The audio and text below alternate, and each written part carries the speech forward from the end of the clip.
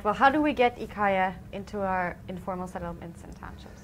Well, what is really exciting is that recently I've partnered with an organization called Heart Capital, and they have a long experience in social projects.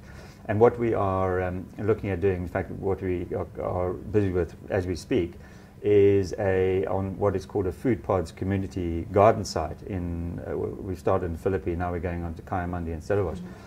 Is actually building some of these e-Khayas as housing prototypes. And that's perhaps what I can explain to you in terms of what an e-Khaya is, more than just the structure, so that people can see what they are, and we can really hopefully take it forward, particularly starting in Khaya Mandi, because the size of the community is such that it's much easier than, for example, looking at parts of Khayelitsha or elsewhere where there are many complications. Yeah. Okay, why don't you take me through that design? Sure. Well, essentially, you can see the structure of the e-Khaya. Now, that's what I'd call a single module. That's a 12 square meter internal floor area and a 14 square meter footprint. But in that 12 square meters of living area, there's actually a complete living solution, sustainable living solution for 2 children and 2 adults, complete family, which may sound almost impossible. But there's sleeping accommodation or sleeping mezzanine for 2 children plus storage at the top. Okay. Then a sleeping area further down, which also obviously would double as a seating area for adults downstairs. Both those areas can obviously be shut off for more privacy.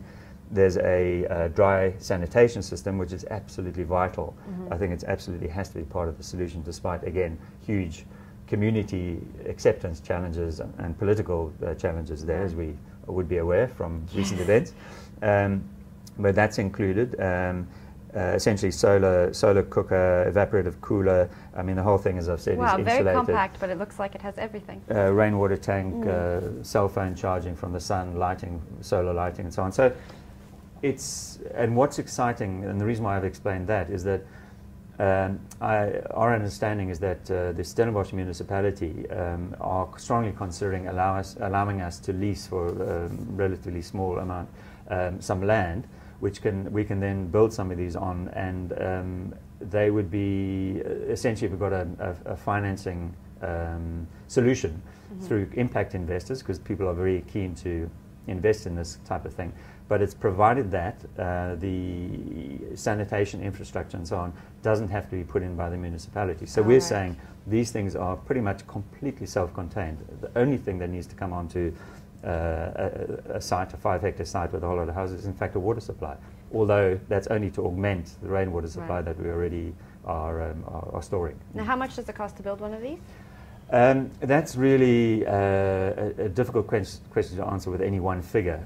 I mean, the quick answer is the material cost around 9,000 or 10,000 rand. Okay. We really have a model where we want people to assist in building these things themselves. So with some guidance, with the input of the frame and so on, we would want to think that somebody could do it for about 12,000 rand.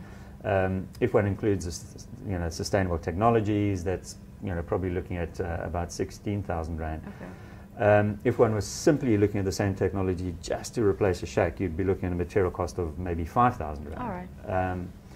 But on that point, I just want to say that it's interesting that if you look at, say, for example, even if it costs 20,000 rand, if we can use the roof as is a critical part of this whole thing to create more rental space, then, in fact, if that person is repaying a loan, it doesn't have to be any government subsidy whatsoever, that at 600 or 700 rand a month, which is currently the going rate for a rusty room in a shack in an informal settlement, that rental would actually pay that structure off completely over, say, 3.5, 4 years. And that's with no external funding whatsoever. So this could radically change the way housing happens in this country, provided that initial capital can be provided, which we think it can. Now, can people who are watching this video, if they want to get involved and help, can they do that? Absolutely. What I would say to people, though, is sure, certainly come along and say, what can I do? I really want to help. But I'd also actually urge people to say, before they come in and say, they actually think, what are the issues? What are the things that I can see myself personally when I look at the problem of housing, the problem of people ill with pneumonia and TB and all, and actually come up with solutions themselves, or at least ideas, so that, you know, this creativity, this sort of creative kind of synergy, we can get together and actually do some, you know, radical stuff, really become, you know, a design project for you know, for people that are in really, you know, currently dire circumstances. So people out there, yeah, you know, bring ideas. That's what we want. You know, it's that's what's so important. Yeah. Great, Johnny. Thank you for coming in and sharing your project. I look forward to seeing how it moves forward. Thank you, Jennifer. I appreciate you having me here, and we certainly intend that it should.